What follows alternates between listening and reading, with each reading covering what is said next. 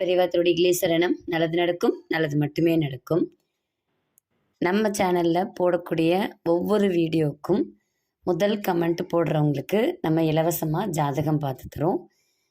நீங்கள் முதல் கமெண்ட் போடும்போதே உங்களுடைய date of birth, place of birth, time of birth கொடுத்துருங்க. உங்கள் ராசி, லக்னம், நட்சத்திரம் கொடுத்துட்டு உங்கள் ஃபோன் நம்பர் கொடுத்துருங்க. ஏன்னா மீனாட்சி அம்மா டீட்டெயில்ஸ் கொடுத்தாங்க, நான் பார்த்துட்டேன்.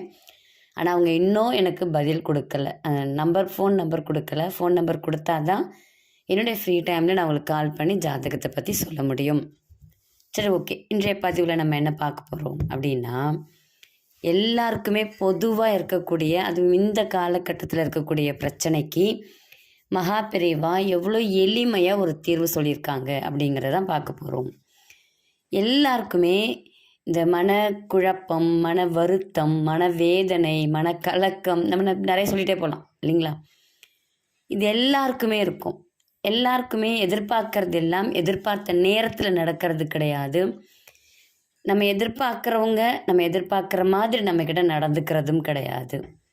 அவங்கவுங்களுக்கு இருக்கக்கூடிய சூழ்நிலைக்கு ஏற்ற மாதிரி அவங்கவுங்க மாறி தான் நடப்பாங்க.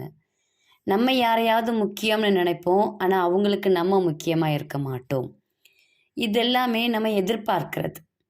அந்த எதிர்பார்ப்புகள் நிறைவேறலை அப்படின்னா நம்மளுடைய மனக்குழப்பம் இருக்கும், மனக்கலக்கம் இருக்கும், மனவேதனை அப்படிங்கிறது அதிகமாக இருக்கும்.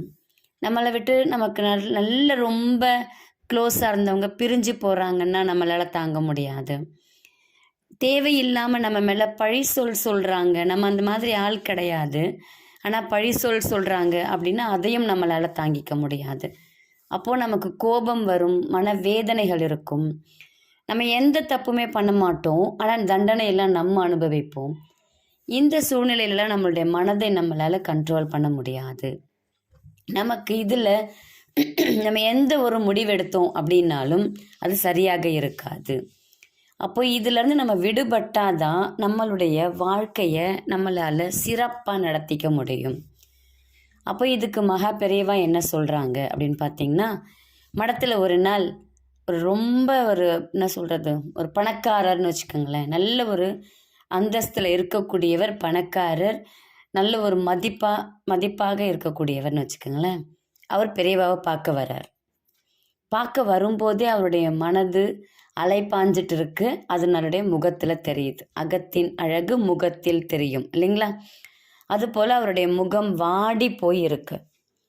எல்லாரையும் பார்த்துட்டே இருக்காரு, அவரையும் பார்க்குறாரு பெரியவா. பார்த்து என்ன மனசு அப்படியே வேதனையாக இருக்கிற மாதிரி இருக்குது, குழப்பத்தில் இருக்குது, என்ன அப்படின்னோடனே தலையை குனிஞ்சிக்கிறாரு. அவரால் பதில் ஒன்றுமே சொல்ல முடியல. அவருக்கு பணப்பிரச்சனையெல்லாம் எதுவுமே கிடையாது, ஆரோக்கிய பிரச்சனை அப்படிங்கிறது அவருக்கு கிடையாது.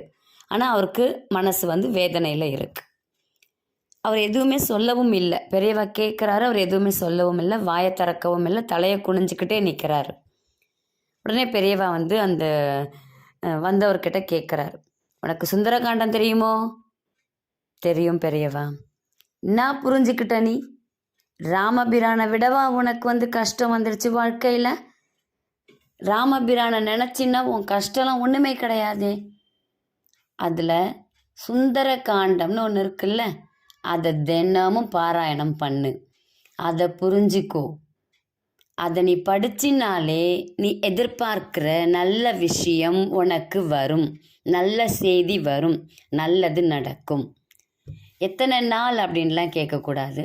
இல்லை எனக்கு தமிழ் படிக்க தெரியாது, எனக்கு படிக்க நேரம் இல்லை, பரவாயில்ல, வீட்டில் சுந்தரகாண்டத்தை ஓட விடுங்க, இல்லை யாரையாவது படிக்க சொல்லி கேளுங்க. நீங்கள் ஆஃபீஸ் போகும்போது கூட கேட்டுக்கிட்டே போங்க. உங்கள் ஃப்ரீ நேரத்தில் எவ்வளோ தேவையில்லாத பாட்டு மாதிரி இல்லை, இறைச்சல் மாதிரி இருக்குது, அதெல்லாம் நம்ம கேட்குறோம், ரிலாக்ஸேஷன்னு சொல்கிறோம். அதற்கு பதிலாக நீங்கள் இந்த மாதிரி சுந்தரகாண்டத்தை கேட்டு பாருங்கள். உங்கள் மனது தெளிவடையும், நல்லதொரு முடிவு அழகாக எடுப்பீங்க. இதை தான் மகா பெரியவா அந்த பெரியவருக்கு சொன்னது.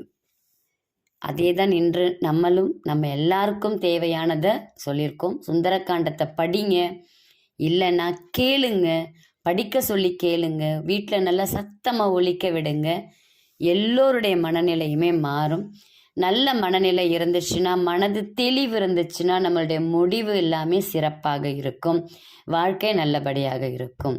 நல்லது நடக்கும். நம்பிக்கையோடு செய்யுங்கள்.